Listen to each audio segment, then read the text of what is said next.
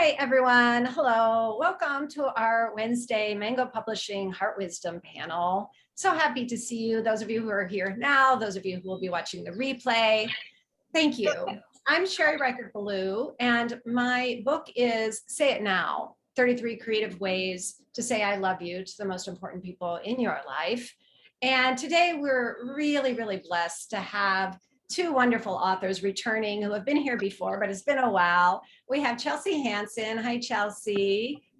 And Emily Thiroux Threat. Hi, Emily. Aloha.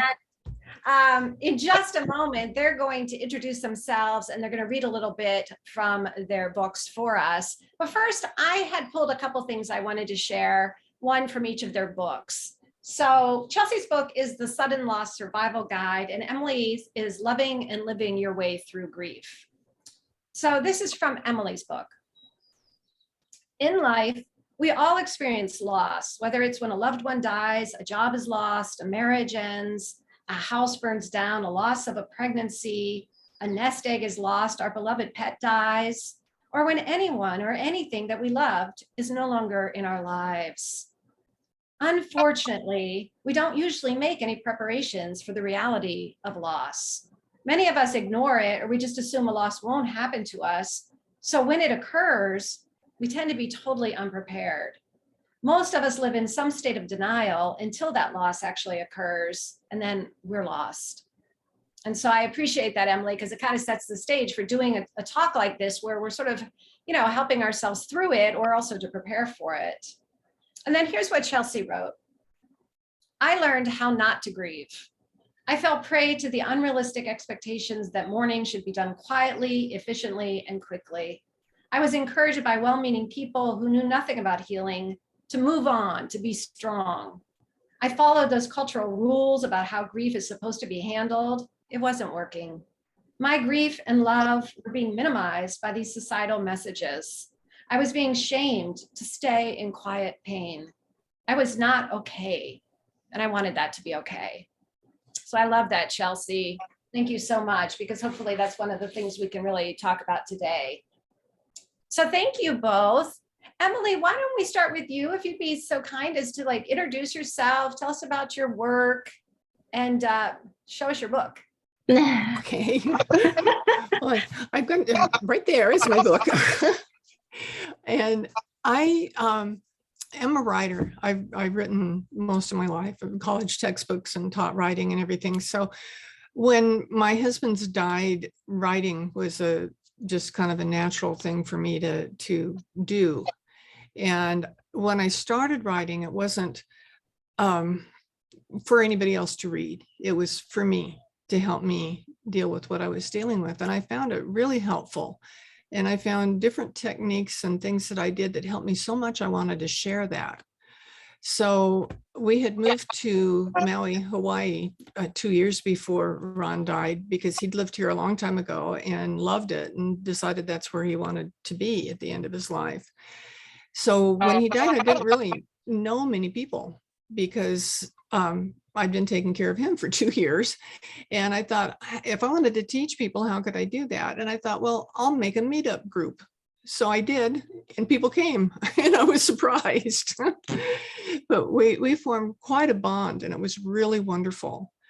And then after that, a few months after my husband died, a really good friend of his died. He called him Dad. He was a whole lot younger. He wasn't ill. He just had a sudden heart attack and was gone.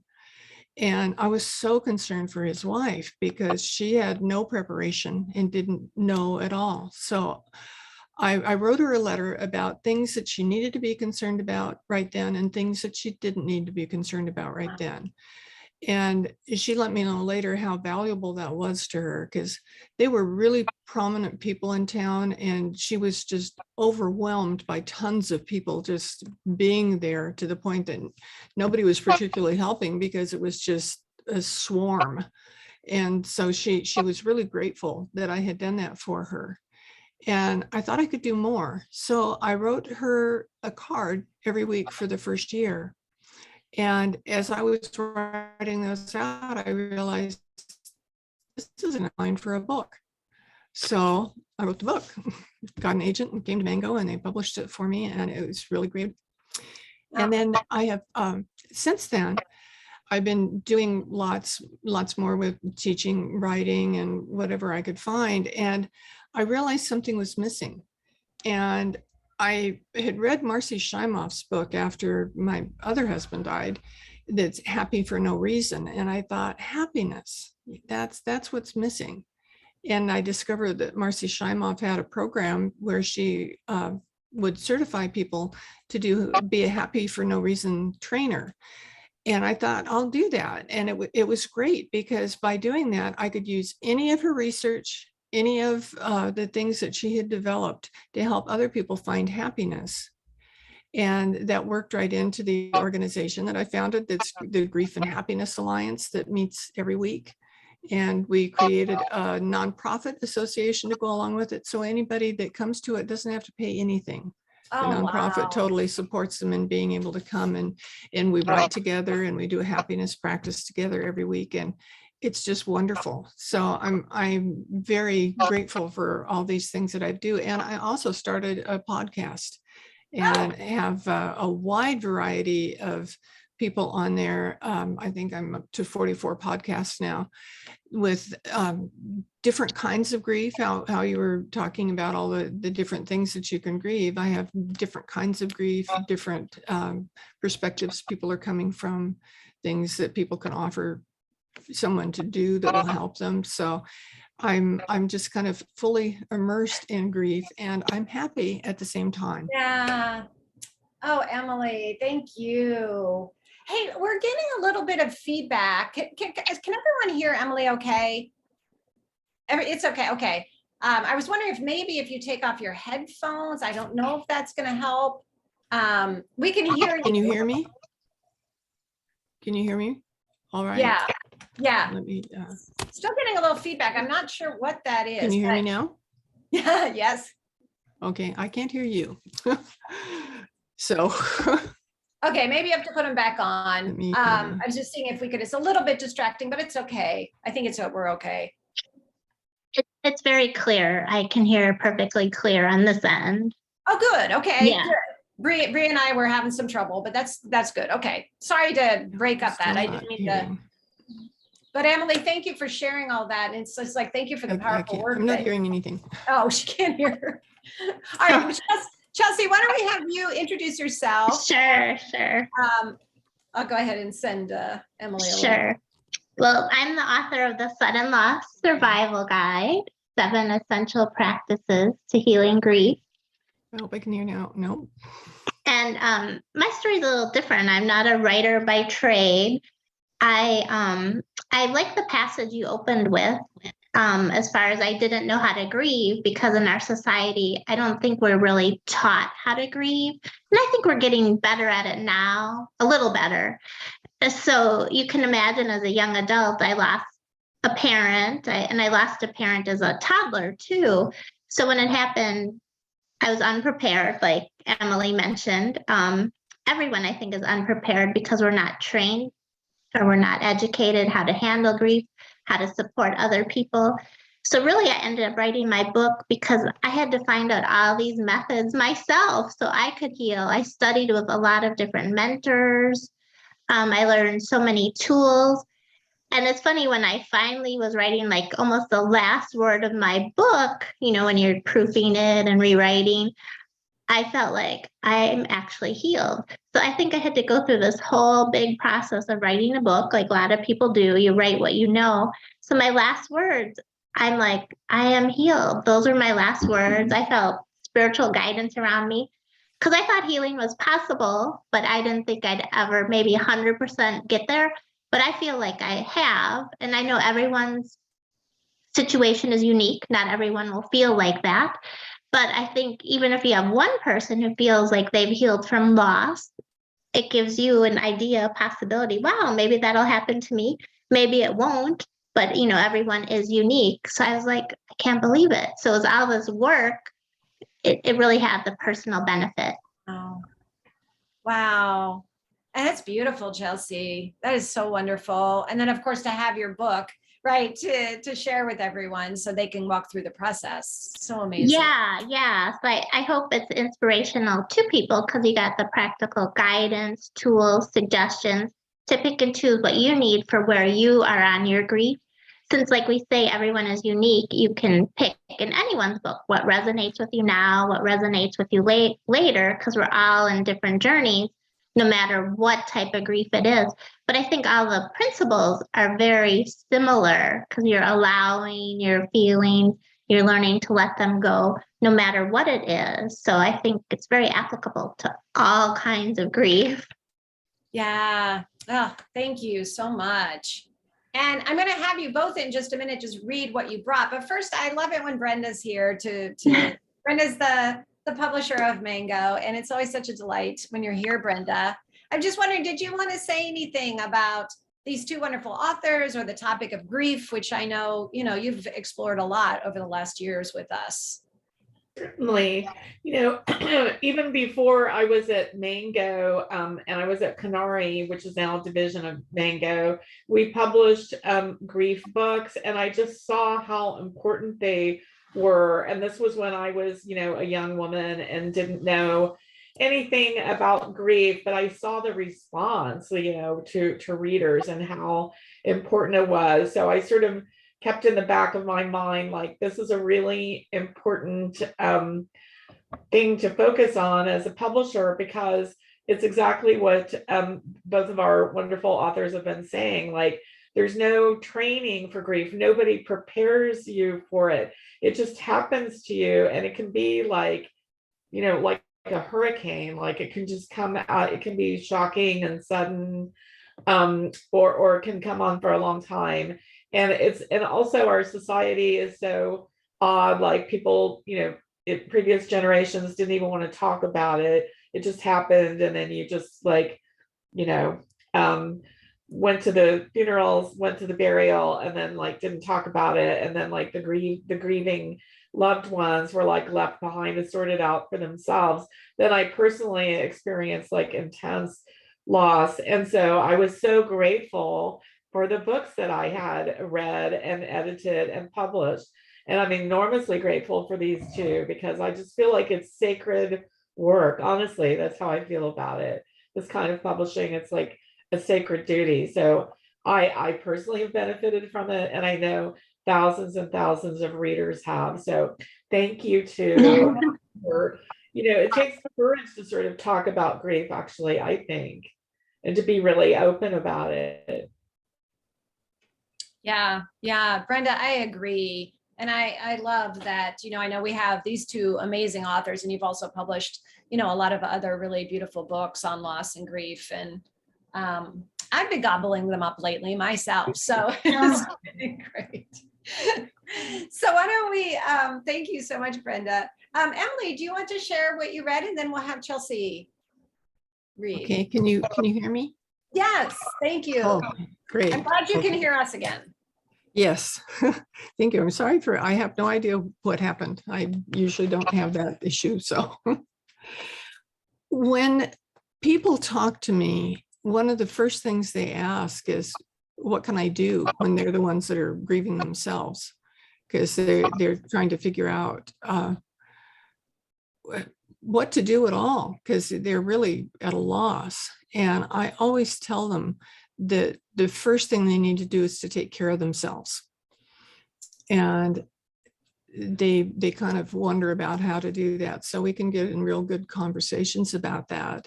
And that reminded me of my chapter that I have on self-love. So that's what I wanted to read to you from today. Just taking care of yourself is essential. Take a bath, get a facial, go for a walk. Find what feels really good to you to do, and do that often. Self-love goes way beyond the superficial, though. Take a moment to really think about whether you actually love yourself. Most of us do love ourselves, but often that love isn't unconditional. So let's look at how we can bring more love into our lives. First, how are you taking care of yourself? Early on, it's easy to get lost. We don't see ourselves in the mirror. We forget to smile. We forget there's still joy to have in life. We may even forget to bathe and change clothes. If these things happen to you, know that they happen to lots of other people too. The key is to not get to a point where you recognize that this is happening. And when you do, it's time to wake up. And when you do, know that it's time to focus on how to love yourself. Start by taking a long hot bath or shower. Wash and condition your hair, put some nourishing lotion all over your body and get dressed in something clean that you love. Then look at yourself in the mirror and smile. The smile may feel forced at first, but keep working on it till it makes you giggle or laugh a little bit. Then, staring at that beautiful face, say, I really love you lots. You may need to go through this process several times before it feels natural.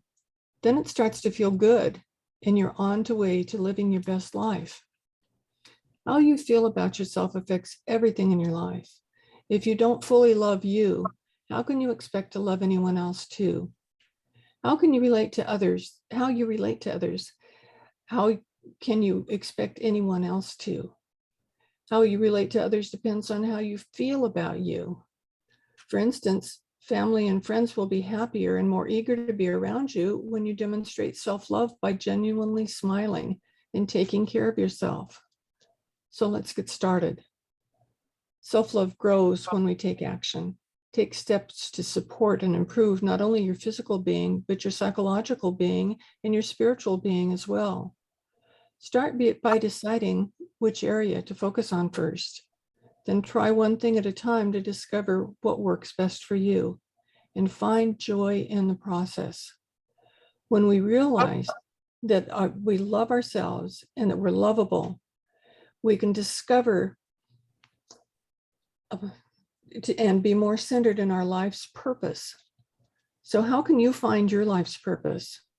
Up until now, you may have felt that purpose was serving the loved one who transitioned. When that's the case, you may feel lost. So now is the time to discover how to move forward.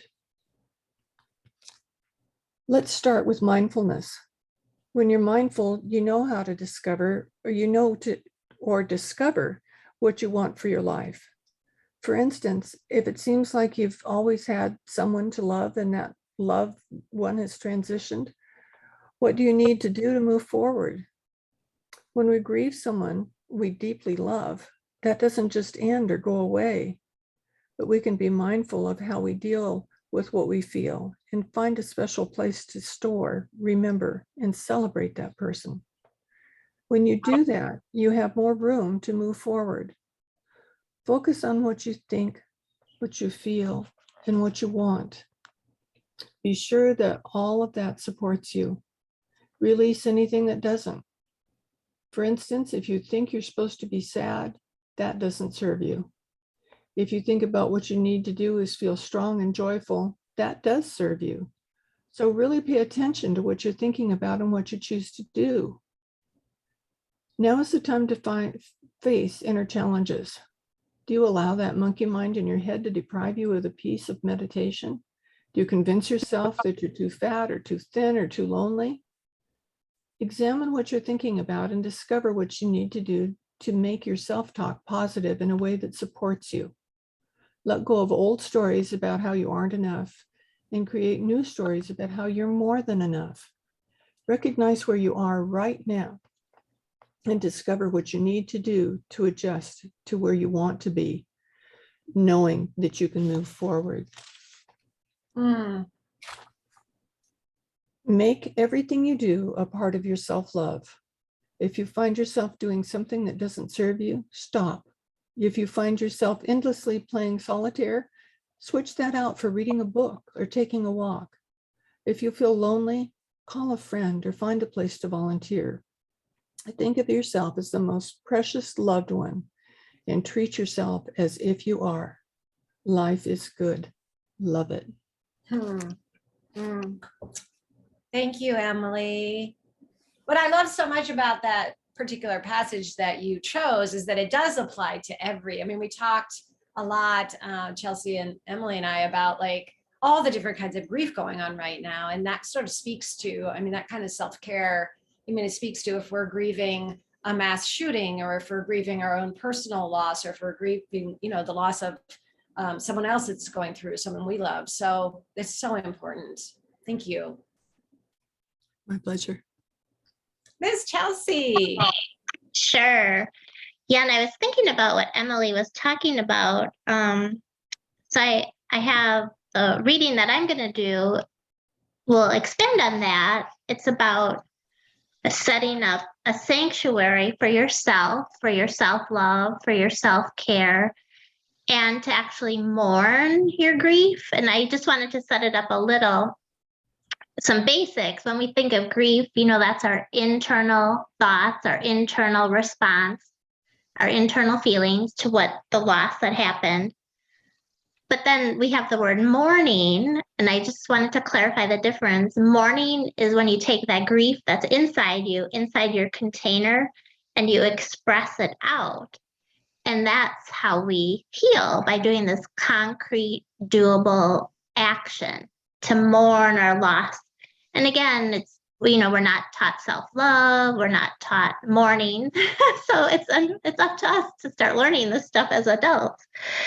So yeah, mourning is just kind of making that grief public, expressing it, getting it out of you. So that's what I wanted to share. In my book, I set up the foundation of where you can do all your self-care, all your mourning. And that's simply creating a safe place to grieve, to honor and heal your loss. It's like creating a sanctuary. So I just want to read how to set that up. And you can go in it every day just for a few minutes to do your morning activities. And I'll describe a few of those for you. So most importantly, to get beyond grief, you must go through it, not around it. That means you'll need a healing sanctuary, a place of quiet, calm solitude to honor grief and allow your feelings. Everyone does. It's important to have a safe place to cry, reflect, relax, and just be in order to experience and express emotions. It might be the couch in your den, a soft chair by a sunny window, or a cheery patio or nook in your garden. Your bed might be the safest place for you, propped up on pillows, surrounded by what you need to heal. Others may find comfort in a man cave, a workshop, or a sewing room. Choose whatever space feels comfortable and inviting to you. Ideally, it should be a place with no phones, no interruptions, no television, no family members. A place and time set apart only for you. View this as your healing sanctuary or sacred space to be alone with your sorrow, to seek peace and renewal.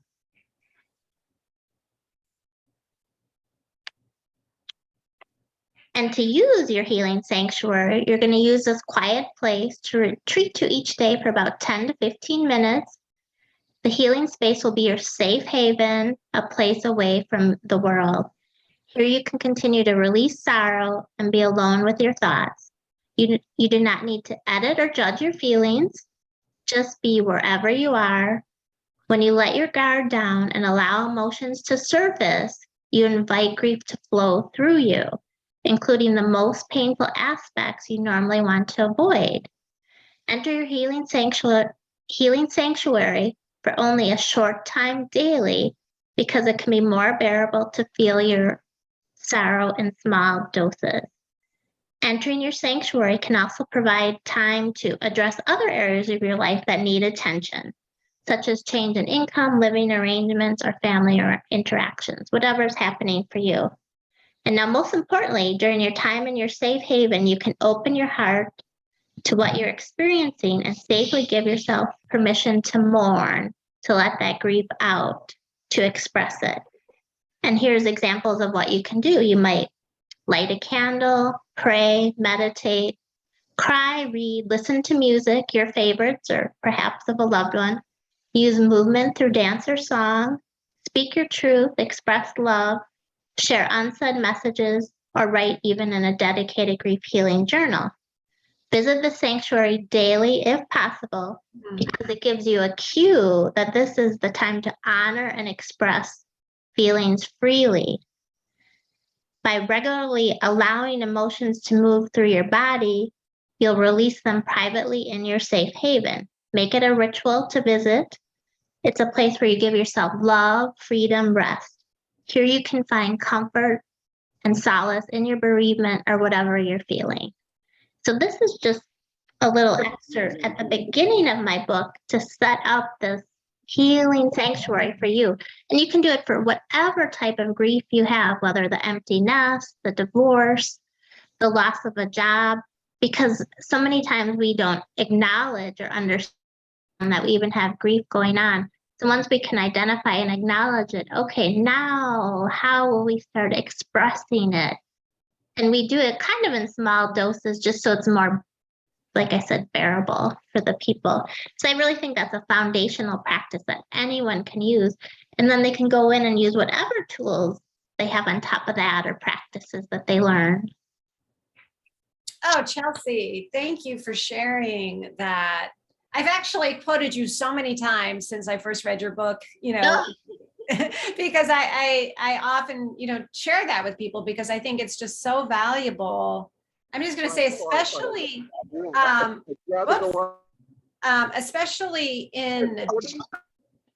especially in this society where, sorry, Loretta, we need to mute you. I'm sorry, you got some background noise. Especially where it's like a society where it feels like distraction can be one of the tools. I'm putting that in quotes because I don't think it really is, but one of the tools that we use. And people will encourage that. Oh, stay busy. Oh, just keep, don't think about it. Right. And, we perpetuate that. So what you're proposing that we actually be with ourselves, Right. Yeah. Yeah, society just pushes us, of course, away from our grief. And we all know this because people aren't comfortable with it. So it's a badge of honor to be the workaholic, to stay busy, to numb it, to not talk about it. But then that leads you to the problems later when you have addictions or workaholism or whatever happens. And that cumulative grief, it goes unprocessed, and then something else is going to trigger you when these world events happen. You're like, why am I so upset? Well, it could be because of all this unprocessed grief that you haven't addressed. So I think that's quite common, unfortunately. Is that what you mean by cumulative grief? I remember you used that phrase. Yeah. So what I mean by cumulative grief is unprocessed grief. So, and one thing we can do as an example, can I share this quick little exercise with you? I think it's important. Yeah, so that's interesting that you weren't familiar with that word. So I should explain it better. So yeah, it's like the unprocessed grief or unfelt grief or unacknowledged grief. And typically we don't even know we have, which is so upsetting. So what you can do, and I did this exercise probably about 4 or 5 years ago at UW-Madison, learning about grief. And what you do is, we have many losses in our life, both when we're young and old. Like young, it could be loss of friends, pets, moving, grandparents, parents. And then when we're older, of course, we can lose relationships, careers, security, money, status. But we kind of sometimes don't slow down to realize what happened. So what I would suggest to the group is just take a piece of paper and kind of put a timeline of like from you're little to when you're an adult. Think about losses you've had, the age you were, and how you felt. So let me just give you an example, because you're just creating like a log of things that you might not have acknowledged. So for me, I'll give you the example. You're going to note like all your significant losses, include how you felt and the age, like I said. So for me, I'll do it quickly. Death of my father when I was 4, so I felt sad, confused, alone. When I was 8, I moved to a new school, new home city, so I felt scared, powerless, unsupported. And this is just to give you an example for you to do this exercise. When I was 12, I had lots of friends. I felt betrayed, vulnerable, ashamed. First breakup, age 14. Heartbroken, embarrassed, rejected. I'm sure all of us have gone through that. 16, loss of financial stability, afraid, uncertain, insecure. 20, when I was 20, I had workplace bullying, angry, berated, attacked. That was quite a few things. And I did this as an adult. I was probably around 50 years old. And I had never really grieved the loss of when I moved to new school at age 8. So when I was an adult, we moved maybe 4 years ago to a new home. I was going crazy. I was crying all the time. I was upset. I didn't want to move. It's because I had these unresolved grief feelings. So yeah, I would tell you to go through this exercise. And I only went to age 20 because I had a lot. And they may not even sound that large to other people, but of course we should never compare our griefs because everyone's is unique. It hurt them. So that's why I would ask you to go through this, and you'll probably be quite surprised of all the things, or some of the things you might not have acknowledged, you might not have processed. And then if you do identify things, go into your healing, think about it, write about it, whatever you want to do, talk to someone in a safe space. So I think like when we had 9/11, for an example, that's why it hit people so hard, because they had all this cumulative grief that was never expressed. Same things what's going on with the world today, with the war, the court decisions, whatever, So yeah, so that is my suggestion to you to help resolve some of the stuff we haven't acknowledged. So any thoughts on that? Yeah, anybody want to jump in? Emily, did you have anything you wanted to share around that? I love what she did. I was thinking when she was talking about one exercise that I did that was kind of using the same basis, but we did it with art, because it was an artist who did grief. And we had the timeline was a line that we wrote on a page, and it would go down at different times and come up at different times. And when we finished making our line, then we drew a picture, whatever it was that we saw around it. And it was really a wonderful exercise that you could map those grief times with different things, because a lot of times people hear grief and they think somebody died, and it's not necessarily that. And then when somebody does die and you haven't dealt with all the other things, it can all come crashing down at once. Yeah, that is so good. Yeah, I've heard the expression piggyback grief, which may be a similar, similar thing. And I've noticed it, like just, I had a lot of, oops, sorry. Hey, Loretta, we need to keep you muted, honey, because you're really loud, okay? Yeah, sorry, Loretta. I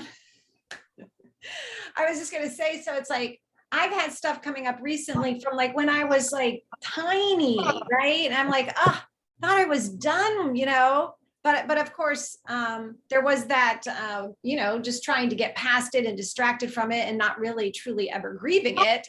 So it wants to come back, Yeah, the emotions get trapped in our body, and that's what causes a lot of even physical ailments and whatever else is going on, because emotions want to be in motion. They have nowhere to go. Your feelings want to be felt. We know that's their sole purpose. And again, it goes back to the concept we just, I think, didn't learn this in our school. We didn't learn it from our parents. I mean, some people did, but overall, I think a lot of people just we don't learn these skills growing up. So then when we're older, then we're, like I said, figuring it out. So that's why we have so many books and people to help us, right? Well, and also I can't remember if it was Chelsea or Emily who just said this, but I wanted to underscore that point about, when people hear the word grief, often it's, oh, somebody died, but it's like, we're experiencing grief all the time. And especially, like what's going on in the world and things that are happening for people. Like I have people I love who are going through terrible, terrible loss. And that's a grief I carry too. And I love this conversation about like really opening it up. Julie, I know you do a lot of work around all kinds of different, do you want to jump in? Yeah, I think about loss all the time, and in my life, it's identity loss, like major losses of identity. And so on my timeline, it all like starts at 5th grade when I lost my voice. I stopped speaking up. Oh, wow.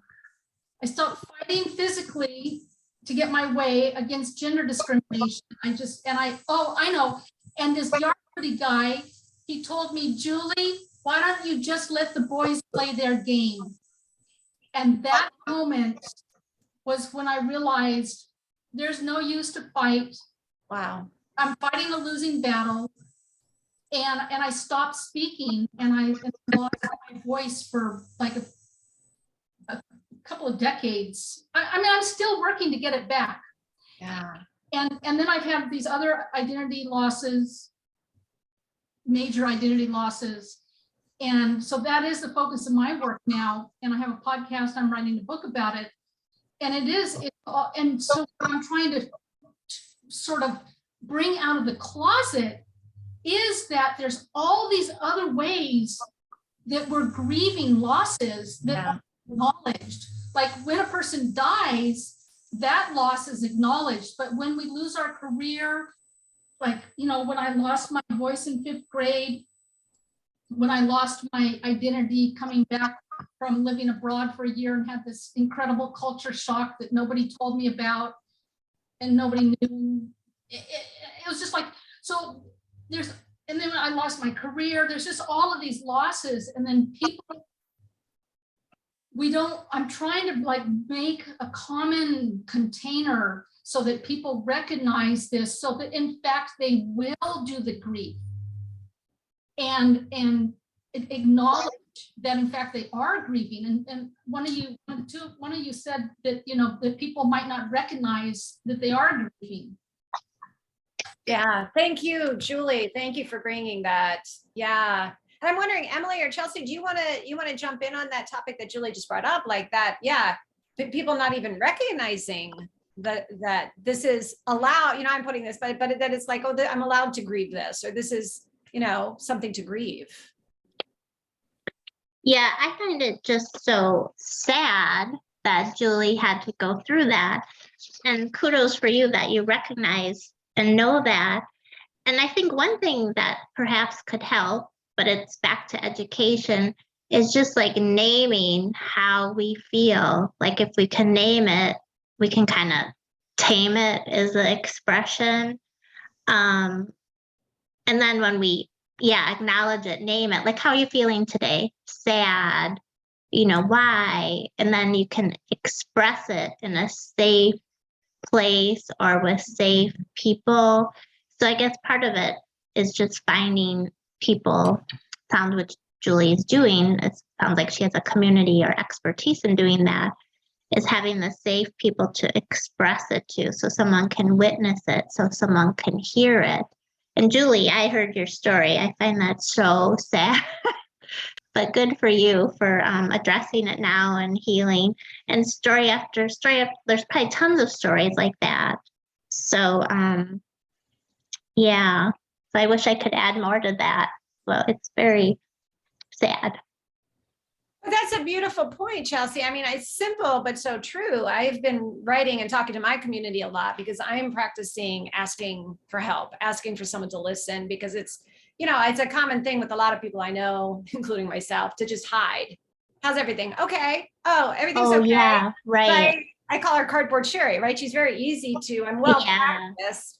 And I've been finding that I'm getting, you know, so many people who say that, like, right, just the having one person even that you could say, listen, I'm sad, or I'm having a hard time, or whatever it is. Chelsea, I think it's simple, but it's like probably one of the most powerful tools we could talk about in grief. Sure. Yeah. Like, how are you really feeling? Because we are conditioned to be quiet and put that false self out there. Like everything's good, everything's fine. Like you're saying, when no one is 100% good, there's always stuff under the surface. At least that's what I think. So yeah. Emily, any thoughts on that? I was going to say the same thing. just thinking when we were doing all that with losing your voice, right now the country is going through a process of feeling their voice lost. And Yeah. when you speak to somebody, you don't necessarily know what their idea about what is going on, and so we tend to not speak at all. And that's not helpful to you because you'll have things stuck inside. Like for an example, one of the things that happened to the children at Uvalde, that when they told about it, was horrible. It was so horrible, and it creates a vision in your mind. And if you don't get it out somehow, it's going to be really tough to deal with. And what I do, and what I suggest people do, is write about it, because writing in your journal is a safe place, and you can deal with these external things that are causing you grief or causing you this anger or discomfort. And the more you write it, the less power it has over you, the less it stays in your head. You can actually empty out your head on the Yeah, paper. you're mourning it, right? Good. And then you can deal with other things too. And when you've got like dealing with the loss of a person on top of all this stuff, and I see that a lot with people judging, like especially when somebody dies by suicide, people tend to judge, and that is so hurtful to the people that are left behind. So incredibly hurtful. So it's very important to you need to say what you need to say, but sometimes you don't need to say it to a person. You can say it to yourself by writing it out. Sure, And then you can sure. get things in perspective to be able to deal with them more easily in a way that's helping you, as well as whoever else you're talking with or dealing with. And I can add on to Emily's point, for a different kind of grief. I'm sure a lot of you can relate to this. If you had a teenager, or you've been, we were all teenagers. My son, who's only 15, recently broke up with his girlfriend of over 2 years. They started dating during COVID. I mean, he was only in 7th grade, so that's ridiculous in the first place. But so I'm like, I have a whole book of tools on grief. What can I help him? How can I help him? Because he came in the house bawling. When you see your child like that, it's so upsetting. So, and the tool I gave him is Emily's tool. It's journaling. And I asked him just like a few days ago how it was going, because I said we were talking about grief tools. And I thought you might find this interesting from a teenager's perspective. He said he could show all his thoughts. His writing didn't have to be perfect. He just writes freehand. And sometimes he'll just write 1 line a day. So he's in the habit of writing. And it says he says he sleeps better. It helps him get his ideas out. And then when he goes back, he can see where his headspace was then. And he even has his ex-girlfriend, who they're friends, he even has her journaling now. So I'm so glad Emily brought that up, because I think that is a super great tool, especially if you don't have a safe person. Or in my case, I wasn't sure how to help him, even though I have 50 million tools at my disposal. Well, 50, let's say. So yeah, I think that's super helpful. And then at the end, he said, yeah, and then you can even burn it. Yeah. So that's really important. It's funny, Chelsea, because just to bring a moment of levity, right. I participate in a show called Mortified, where you read from your teenage diaries. And the story that I tell on stage, it was devastating for me as a teenager. That was a big bunch of grief. Yeah. And it's an interesting thing, like what your son said, though, that it's like, to see where your headspace was. Like for me, I just did the show last weekend when I was in a horrible space, but it was so uplifting because I could see like, I'd gone through that grief, it was a particular kind of grief, but I could see that I'd overcome it, and I was actually laughing on stage about it. And so there's also that aspect of journaling. It can come in handy for down the road. Yeah. So yeah, neat concept. What did we say? I wanted to say that children get lost a lot in grief. I know when people around me died when I was growing up, nobody talked about it. You know, I was in the other room. If somebody was dealing with it, they thought I didn't need to be bothered with it. And that made it really, really hard. And my neighbor across the street has a granddaughter. I'm thinking that she was about 10 when the pandemic started. And she said that her granddaughter was having such a hard time with the isolation and not being able to be at school and be with her friends and all that sort of thing. And so my neighbor said, and I remembered your book and what you talked about in her book. So I told her she needed to write about it. And she was really young. So she started writing. She wrote a whole bunch. A couple days later, she brought all this writing to her grandmother. And she said, and I've decided I'm going to write a book. So this little child was working on writing her book of her perspective of the pandemic and what she was going through. Wow. So it's so important to not leave the kids out. I love that. Emily, thanks for saying that, because it does feel, I mean, we've been having these panels since the start of the pandemic. That's why, you know, Brenda and I started these, and we've been talking a lot throughout the time about young people and teens, but it seems like in some ways like the same thing, right? That out in the world, there was just this sort of like, oftentimes adults dealing with it. And I think you're right, like not really bringing the younger people into these conversations. I remember being on my son was doing Zoom. It was his first year at UC Berkeley, and the teachers were doing this panel on motivation. And they're just like pretending like nothing is wrong, right? Like the students are in the chat, I'm watching the chat, and the students are like, how can we talk about motivation? I'm scared, I'm alone, I'm so sad. I'm like, the chat's going on and the teachers are like, okay, so like, they're just pretending.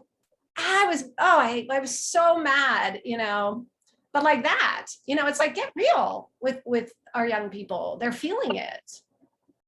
Yeah, and that the teachers just perpetuating, teaching them to pretend everything is okay. That's horrible. I know. Yeah. The teachers are having their own experiences themselves because they've never taught in a pandemic before. True. You know? Yeah. They probably have never dealt with this kind of feelings, especially in the quantity that they have it from their students, that everybody's got to be taken care of, you know, in some way. And as I said, you need to start with taking care of yourself, but we just need to realize the importance of being there for people. Yeah. Julie, did you have something you want to jump in? I have a question for the authors. How do you, I know that one of you said to like use a little time every day, but how do you help people give permission to have time to grieve? And also just in general, and then also, you know, the way grief happens, it doesn't happen on schedule. Like it doesn't happen when you're scheduled alone. Sure. And so how do you help people find a way to make it okay for them to, I mean, people just, they end up crying at times. And so how do you help people? Yeah, and that's the thing about grief. Of course, we can't control it. And when we cry at those inopportune times, that makes us feel worse. So the idea is when you go in your healing sanctuary, you're going to express whatever you have going on in that moment. And maybe nothing's going on, but you're going to write about it. You're going to move. You're going to do whatever you do in your sanctuary, pray, meditate. So just by having that little release, that you just release just a little more, you know, and your body will get in the habit of releasing just a little more. Yeah, we don't have control. But back to the permission, the person, you can talk to them. They need to give themselves permission themselves because they've been conditioned to be like, it's okay, I'm okay. So they need to give themselves permission. So if they can share with you, it becomes more bearable, but just maybe having that conversation with them. But we all need to give ourselves permission. And And that's one of the key steps we're missing too, acknowledging it and then giving ourselves permission to mourn it, to get it out of us. That's saying it too simple, but to start allowing the feelings, emotions to flow through us gradually, gently, with self-compassion. And maybe unapologetically is coming to my mind, Sure. Like I have a friend whose son committed suicide, and I am so in awe of her ability to just, we're laughing one minute, the next minute she's on the ground, and she just lets it. And it's unapologetic in a way that nobody's, or at least I wasn't uncomfortable. I just was there, just holding the space with her, Emily, did you want to jump in on that? Well, it's a matter, a lot of people, I was just writing about this in my journal the other day about what a good girl I was when I was growing up. We feel like we have to be good. We have to fit into a particular mold. And if when we're talking, sometimes I'll be talking to somebody and I can just tell that something's going on that they need to share. And I'll say, it's okay to talk to me about it. I'm always here for you. You have a safe space with me. And people have really opened up when somebody said, and they'll tell me, no, nobody ever said that before. I really thought that I wasn't supposed to talk about this stuff. Wow.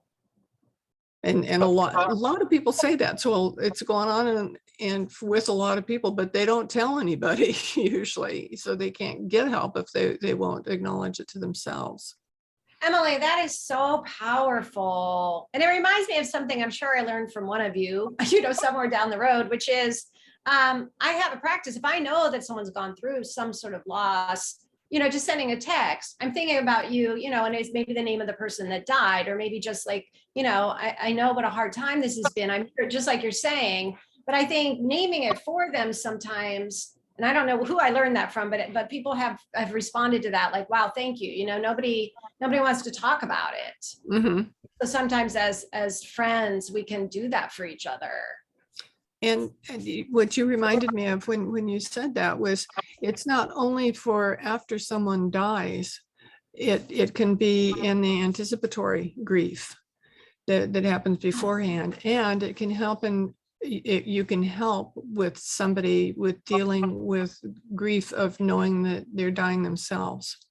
Oh, I have a friend right now who's dealing with metastatic cancer, and she had to move off island to get adequate medical care, and so she left everybody that she knows and all of her support and everything. So I make a habit of every time I see something really positive or funny or something, that, because she loves animals, if I see it like a funny animal thing will come across, I'll text it to her. And we don't have to have big long conversations, but when I do that, sometimes she'll just open up and say, this is crap today, and I know she appreciates getting that, and she appreciates knowing that she doesn't have to respond. She can just look and enjoy and breathe for a minute and smile. Oh, wow.